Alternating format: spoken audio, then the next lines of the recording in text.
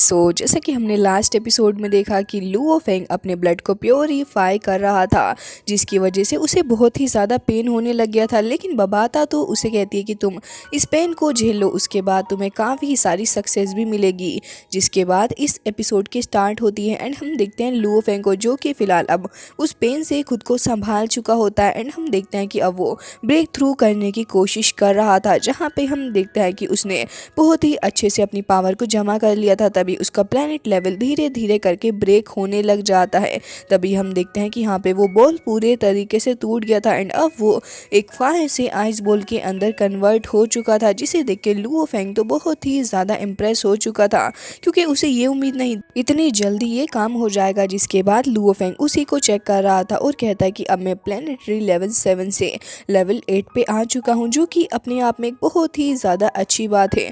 मुझे उम्मीद नहीं थी कि ये सब कुछ इतनी जल्दी काम करेगा और अब बस मुझे जल्द से जल्द अपने स्टेलर लेवल के ऊपर भी ब्रेक थ्रू करना है। जिसके बाद हम देखते हैं उसी जगह को जहाँ पे आसपास काफ़ी सारे स्पेसशिप्स वगैरह घूम रहे होते हैं। जिसके बाद यहाँ पे हम देखते हैं कि लुओ फेंग भी उस जगह से आगे निकल गया था एंड वो बस यही सोच रहा होता है कि दोनों ही ब्रदर्स से मिलके उन्हें जल्द से जल्द ये न्यूज़ वो दे दे। जिसके बाद वो तुरंत ही उस जगह से निकल जाता है एंड हम देखते हैं कि वो फिलहाल उस जगह पे आकर एंटर करता है जहाँ पे दोनों ही ब्रदर्स बैठे हुए थे एंड लुओ फेंग का इंतजार कर रहे थे। तभी लुओ फेंग भी वहीं पे आ जाता है एंड कहता है कि सेकंड ब्रदर, थर्ड ब्रदर, मैंने बहुत ही जल्दी अपनी पावर का इस्तेमाल किया और उसकी वजह से अब मैं प्लेनेटरी लेवल 8 पे आ चुका हूँ, जो कि बहुत ही ज़्यादा खुशी की बात है। जिसे देख के होंग कहते हैं कि हाँ, ये सुन के तो वाकई मुझे भी बहुत ही ज़्यादा खुशी हुई एंड मैं तुम्हें बता दूं कि मैंने अपने स्टेलर लेवल 1 को रीच कर लिया है। तभी ली शेन कहते हैं कि हाँ, और मैंने तो स्टेलर लेवल 2 पे रीच कर लिया। अपने दोनों ही भाइयों की बात सुनने के बाद लुओ फेंग बहुत ही ज़्यादा खुश हो रहा था। तभी बबाता कहती है कि इस ब्लड प्योरीफायर का काम अभी ख़त्म नहीं हुआ, बल्कि ये तो एक स्टार्ट है, क्योंकि अब तुम्हारी ब्लड लाइन बहुत ही अच्छे से इम्प्रूव होगी, तुम्हारी कल्टीवेशन अब पहले से ज़्यादा इन्हेंस हो जाएगी और बहुत ही फास्ट तरीके से तुम कल्टीवेट कर सकते हो। तभी यहाँ पे लीशन कहते हैं कि हाँ बिल्कुल, एंड होंग एंड मैं तो इसी बारे में डिस्कस कर रहे थे कि इस ब्लड लाइन को प्योरीफाई करने के बाद हमारा कितना ज़्यादा फ़ायदा हुआ है। तो अब हमें जल्द से जल्द अपनी स्पेस मशीनरी असेसमेंट के अंदर भाग ले लेना चाहिए। जिसके बाद होंग भी कह रहे थे कि हाँ, स्पेस गैप मशीनरी असेसमेंट के अंदर पार्ट लेने के लिए हमारा लोएस्ट लेवल तो स्टेलर लेवल के ऊपर होना चाहिए। तभी बबाता को देखते हैं, जो कि स्क्रीन के ऊपर दिखाने लग गई थी और कहती है कि हाँ, स्पेस मशीनरी अलायंस के अंदर एंटर करने के लिए स्टेलर लेवल पे होना तो बहुत ही ज़्यादा इंपॉर्टेंट है, क्योंकि उसके बिना हम लोग उसके अंदर एंटर करने के लिए क्वालिफाइड नहीं हो सकते। जिसके बाद हम देखते हैं कि बबाता थोड़ी और चीज़ों एक्सप्लेन करते हुए कहती है कि मुझे लगता है कि हमें इस बारे में थोड़ा और डिस्कस करना होगा। तभी लुओ फेंग कहता है कि भले ही नोलान सन फैमिली स्ट्रॉन्ग हो, लेकिन मुझे लगता है कि इस असेसमेंट के अंदर पार्ट लेने के बाद हम लोग भी बहुत ही ज़्यादा स्ट्रॉन्ग हो जाएंगे एंड अपने अर्थ को प्रोटेक्ट कर सकते हैं। जिसकी बात बबाता बताने लग गई थी कि स्पेस मशीनरी असेसमेंट फ़िलहाल तो एक स्पेशल जगह पे होता है एंड वो जगह है वर्ल्ड लोड के वर्ल्ड के अंदर। जिसके बाद ये तीनों ही हैरान हो जाते हैं। तो बबाता कहती है कि मैं तुम्हें इस चीज़ों के बारे में और एक्सप्लेन कर सकती हूँ। वैसे तो वर्ल्ड लोड एक ऐसा पर्सन होता है जो कि बहुत ही ज़्यादा स्ट्रॉन्ग होता है एंड वो अपने हिसाब से कुछ स्मॉल वर्ड्स को भी क्रिएट कर सकता है एंड वो अपने आप में काफ़ी ज़्यादा स्ट्रॉन्ग शख्सियत भी होता है। जिसके बाद वो कहने लग गई थी कि उसके पास काफ़ी सारी एबिलिटीज़ भी होती हैं, जैसे कि मैंने तुम्हें पहले भी बताया कि वो कुछ स्मॉल वर्ड्स को क्रिएट कर सकता है। तभी यहाँ पे लुओ फेंग उसकी बात सुन के काफ़ी ज़्यादा मोटिवेटेड हो गया था और कहता है कि अगर मैंने रियल लोड के ऊपर ब्रेक थ्रू कर लिया तो फिर तो लाइफ ही सेट है, मतलब कि मैं खुद से अपना खुद का एक वर्ल्ड क्रिएट कर सकता हूँ, जो कि एक बहुत ही ज़्यादा शानदार चीज़ हो जाएगी। तभी बबाता को देखते हैं, जो कि कह रही थी कि ठीक है, लेकिन ये डेंजरस चीज़ है एंड मुझे लगता है कि इस चीज़ को पार करना हमारे लिए आसान तो बिल्कुल भी नहीं होने वाला, क्योंकि इसके अंदर पार्टिसिपेट करने वाले आधे से ज़्यादा लोग तो ऐसे ही मारे भी जाते हैं। तभी होंग कह रहे थे कि हाँ, कुछ अच्छी चीज़ हासिल करने के लिए हमें सेक्रीफाइस तो करना पड़ता ही है। जिसके बाद वो कह रहे थे कि हम ऐसा करके रहेंगे एंड मुझे हम तीनों के ऊपर पूरा भरोसा है। तभी बबाता कहती है कि ऑफ कोर्स, एंड ये डीमन बबाता भी आपके साथ ही है। जिसके बाद ये तीनों पलट के देखने लग गए थे दूसरी तरफ को शिप के एंड हम देखते हैं कि अब आगे भी बढ़ने लग जाते हैं, जहाँ पे हम देखते हैं कि सबसे पहले तो यहाँ पे लुओ फेंग के पहले वाले वॉरियर आ जाते हैं, जिन्हें लुओ फेंग ने बाय किया था। तो यहाँ पे बबाता बता रही होती है कि वैसे तो यहाँ पे स्पेस मशीनरी ग्रुप के अंदर कुछ लोगों को पार्ट लेना अलाउ नहीं है, लेकिन मैंने मैंने इन्हें जान के रखा है क्योंकि ये अपने स्टेलर लेवल पे पहुंच चुके हैं। एंड मेरे हिसाब से अगर हम में से ज़्यादा लोग नहीं भी जा पाएंगे तो फिर ये स्टेलर लेवल के वॉरियर्स तो हमारे काम में आने ही वाले हैं, क्योंकि ये अपने एस्ट्रल लेवल पर तो पहुँच ही चुके हैं। एंड मेरे हिसाब से हम लोग तो इन्हें काफ़ी अच्छा ट्रीटमेंट भी देते हैं, तो फिर मुझे लगता है कि ये अच्छी अपॉर्चुनिटी रहेगी। तभी लुओ फेंग भी मुस्कुराने लग गया था और कहता कि हाँ, हमारे पास अभी टाइम की शॉर्टेज है, तो मुझे लगता है कि बबाता तुमने काफ़ी अच्छा काम किया। तभी बबाता बहुत ही ज़्यादा खुश हो रही थी और कहती है कि ये बंदा ये मुझे काफ़ी ज़्यादा स्ट्रांग लगा, लेकिन तभी वो उसको हिट कर देती है जिसकी वजह से उसके हाथ में थोड़ा हिट हो गया था। तो वो वहाँ पे चिल्ला रही होती है और कहती है कि मुझे उम्मीद नहीं थी कि इतना ज़्यादा अजीब सा होगा। जिसके बाद बबाता कह रही होती है कि चलो जो भी हो सब कुछ अच्छा ही हो जाए, बस मैं ये ही उम्मीद करती हूँ। तो लुओ फेंग कहता है कि बबाता तुमने इस बारे में बिल्कुल ही सही कहा है। एंड इन लोगों को यहाँ पे देख के मुझे तो वाकई बहुत ही ज़्यादा खुशी भी हो रही है। तभी हम देखते हैं कि लुओ फेंग का वही सर्वेंट कहने लग जाता है कि बॉस मैं यहाँ पे आ चुका हूँ एंड अब आपको किसी भी तरीके से परेशान होने की कोई भी ज़रूरत नहीं है। तभी बबाता आगे बढ़ती है और कहती है कि हाँ, हमें पता है लुओ फेंग, मैं तुम्हें बता दूँ कि असेसमेंट बहुत ही जल्दी स्टार होगा, तो मैं तुम्हें बता दूँ कि हम लोग कांग लेंगे स्टार से होते हुए इस जगह से निकलेंगे। जिसके बाद गैलेक्सी से होते हुए ये लोग एक प्लेनेट के पास से होते हुए गुजरते हैं।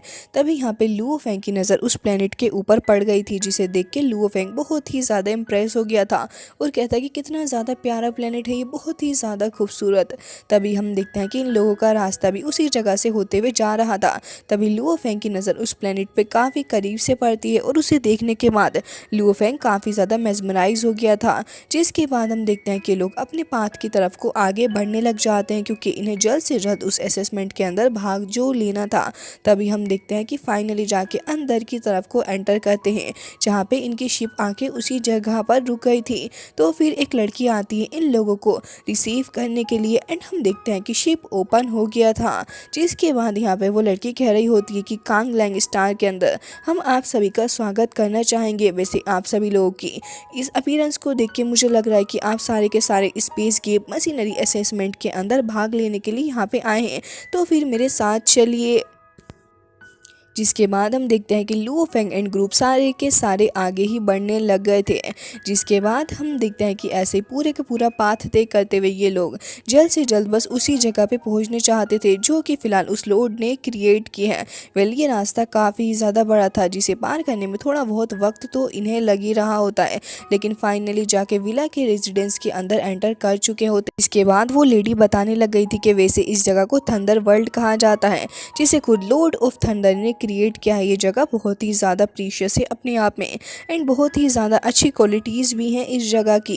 फिलहाल तो लुओ फेंग काफ़ी ज़्यादा इथुजियाज़म के साथ आगे बढ़ रहा होता है, क्योंकि उसे इस जगह के बारे में जानने को काफ़ी कुछ मिल रहा था एंड लुओ फेंग का इंटरेस्ट भी ये जगह बांध के रख रही होती है। जिसके बाद बबाता को देखते हैं जो कि तुरंत ही आ जाती है और इधर उधर अपनी आंखें बड़ी करके देखने लग गई थी कि आखिर इस जगह पे कितने सारे वॉरियर्स हैं। तभी वो कहती है कि वैसे मैंने अपनी आंखों का इस्तेमाल करते हुए नोटिस किया कि यहाँ पे 4 ऑर्गेनाइजेशन से काफ़ी सारे लोग आए हुए हैं, लेकिन ब्लैक ड्रैगन माउंटेन एम्पायर से लोग नहीं है। आखिर मसला क्या है? तभी यहाँ पे लुओ फेंग कहता है कि ये 4 मेजर ऑर्गेनाइजेशन जो हैं वो भी अपने आप में काफ़ी ज़्यादा स्ट्रॉन्ग हैं बबाता। तभी बबाता कहती है कि हाँ, तुमने बिल्कुल सही कहा, जैसे कि 3 वूसान टावर और साथ साथ ब्लैक क्लाउड क्लब एंड उसके बाद नो ड्रैगन सिटी भी तो है। इसके बाद उन सारी ऑर्गेनाइजेशंस के टोकन हमें दिखाए जाते हैं। बबाता तो बहुत ही ज़्यादा इंप्रेस हो गई थी और कहती कि आखिर ये नोलानसन फैमिली के लोग कहाँ हैं।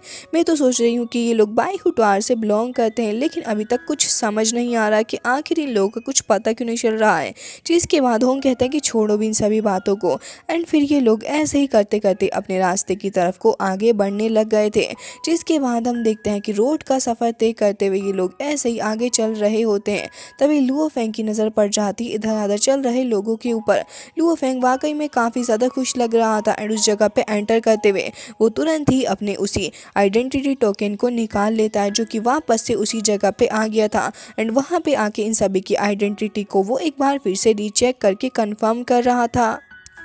जिसके बाद वो सबसे पहले लुओ फेंग की आइडेंटिटी को कंफर्म करता है। उसके बाद फिर होंकी एंड देन लास्ट में वो कंफर्म करता है ली शन। और उसके बाद लुओ फेंग के दोनों ही सोल्जर्स को भी वो कंफर्म कर लेता है। तभी हम देखते हैं कि यहाँ पे एक स्पेशल पर्सन अपीयर होता है जो कि उन्हें कह रहा था कि क्या आप सभी कॉस्मिक मशीनरी असेसमेंट के अंदर पार्ट लेना चाहते हैं। वैसे तो आपको देख के लग रहा है कि आप सभी इसके अंदर पार्ट लेंगे, तो मुझे बताइए कि क्या मैं अब आपको आगे का रास्ते के बारे में गाइड कर दूँ। जिसके बाद वो कहता है कि वैसे आप सभी को 3 विंड हॉर्न स्टोन लेने होंगे, उसके साथ साथ एक यूनिकॉर्न हॉर्न भी दिया जाएगा। आपको आगे जाके सब कुछ गार्ड को दे देना है और उसके बाद फिर आप लोग यहाँ से एग्जिट भी मार सकते हैं। जिसके बाद वो कहता है कि उम्मीद है कि आप सभी रेडी होंगे इस असेसमेंट के अंदर पार्ट लेने के लिए। अगर आप सभी का कोई क्वेश्चन है तो फिर मुझसे पूछ सकते हैं।